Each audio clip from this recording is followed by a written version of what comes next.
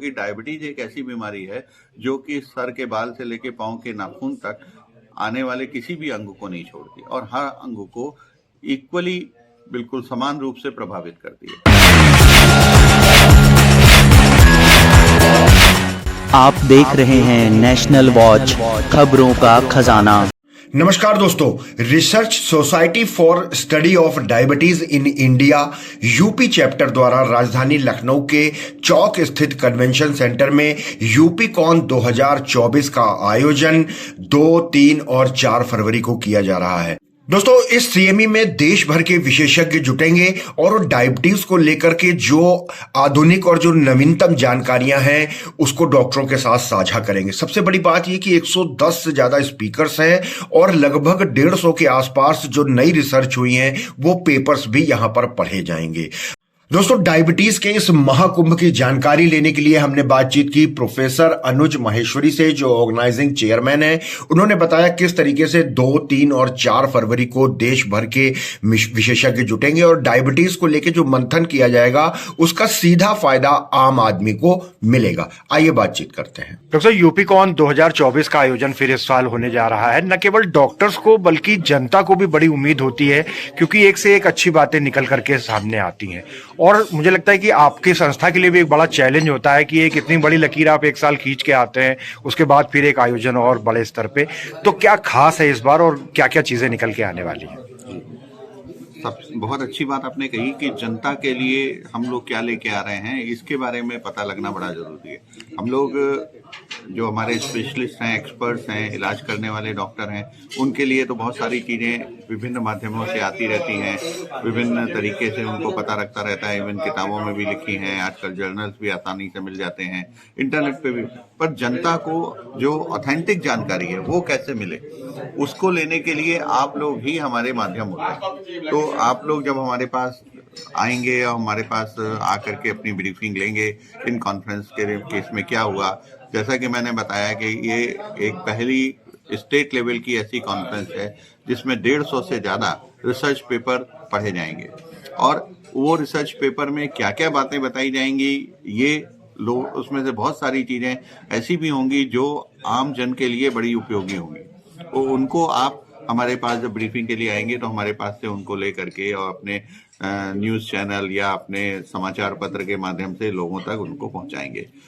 दूसरी बात जो इम्पोर्टेंट चीज़ है कि हम जो विभिन्न एक्सपर्ट्स को बुला रहे हैं अपने व्याख्यान देने के लिए, उन व्याख्यानों में भी वो ये बताएंगे कि वो अपने अपने क्षेत्र में डायबिटीज़ को कंट्रोल करने के लिए और उसको अच्छे तरीके से मैनेज करने के लिए क्या क्या उपाय कर रहे हैं। क्योंकि जब हम लोग ये नॉलेज शेयरिंग इसे कहते हैं, ये नॉलेज शेयरिंग जब हम करते हैं, हम अपनी बात उन्हें बताते हैं, उनकी बात, तब ये चीज़ें सब जगह एक रूप से, एक प्रकार से ये काम होना शुरू होता है। एक प्रकार से किसी एक स्ट्रैटेजी के तहत हम लोग चीज़ों को कंट्रोल करना शुरू करते हैं। आज जानते हैं आजकल के समय में पूरा विश्व एक गांव हो गया है, ग्लोबल विलेज कहते हैं। तो आज एक मरीज जो मुझे दिखा रहा है, हो सकता है कल वो मरीज चेन्नई के किसी डॉक्टर को दिखा रहा हो या मुंबई के किसी डॉक्टर को दिखा रहा हो।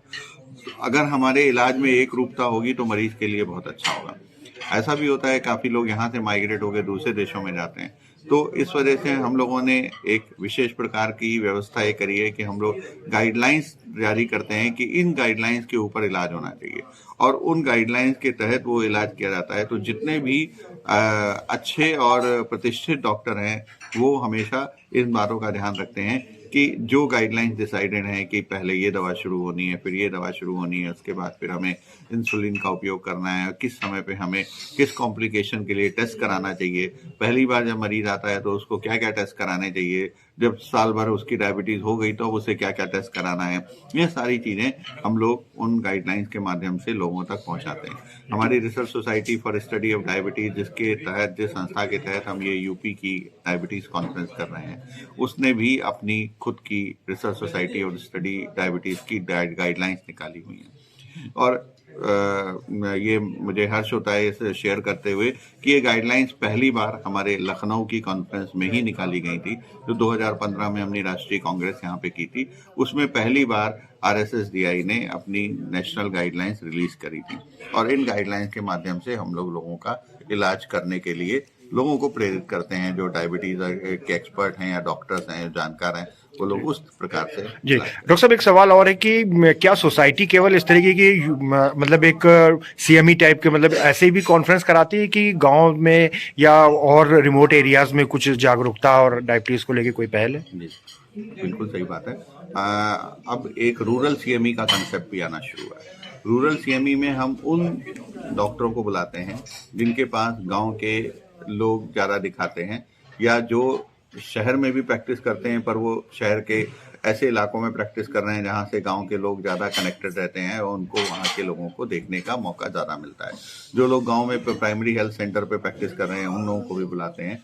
और इस बार भी हमने उनके लिए एक विशेष 2 घंटे का प्रोग्राम रखा है जिसको हमने पीएमएस रिफ्रेशर कोर्स के नाम से दिया। जो प्राइमरी मेडिकल सेंटर पे, प्राइमरी हेल्थ केयर सेंटर पे जो डॉक्टर पोस्टेड हैं उनके लिए डायबिटीज़ का एक रिफ्रेशर कोर्स उनको, जिससे कि पिछले 1-2 साल में, 3 साल में जब से उन्होंने पहले कभी कुछ पता लगा हो उसके बाद से क्या क्या नया हो गया ये उनको इस बारे में बताएंगे।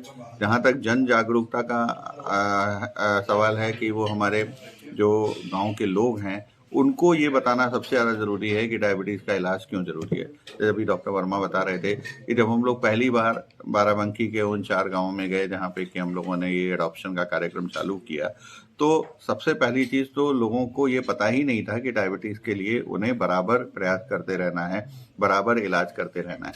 उनका कहना था कि जब कभी भी हमें कोई तकलीफ होती है उस समय दवा ले लेते हैं और जब ठीक हो जाते हैं, जब वो परेशानी ठीक हो जाती है तो दवा छोड़ देते हैं, तो उस समय हम डायबिटीज़ की दवा भी छोड़ देते हैं। तो एक जनमानस के अंदर एक अवेयरनेस लेवल को डेवलप करना है।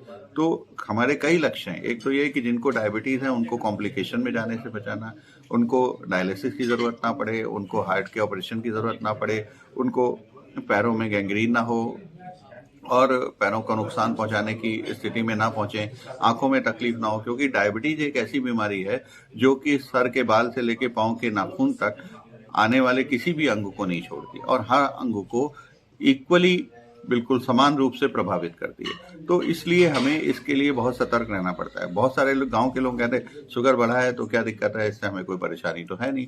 और कई लोग तो ये भी कहते हुए मिलते हैं कि मेरा तो 200 ही नॉर्मल है, 250 ही नॉर्मल है, मीन्स वो 200-250 हमेशा ही रखते हैं। लेकिन ये चीज़ें धीरे धीरे अंदरूनी अंगों को क्षतिग्रस्त करती रहती हैं।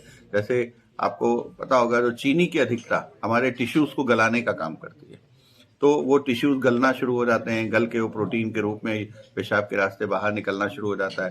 तो प्रोटीन हमारे शरीर के लिए एक बिल्डिंग मटेरियल का काम करता है। तो अगर वो बिल्डिंग मटेरियल पेशाब के रास्ते बाहर निकलने लगेगा तो जाहिर है बिल्डिंग बहुत अधिक दिनों तक खड़ी नहीं रह पाएगी। तो ये चीज़ जब हम लोगों को समझाते हैं तो उनको ये बात समझ में आती है और फिर वो अपनी डायबिटीज़ के कंट्रोल के उपाय करते हैं।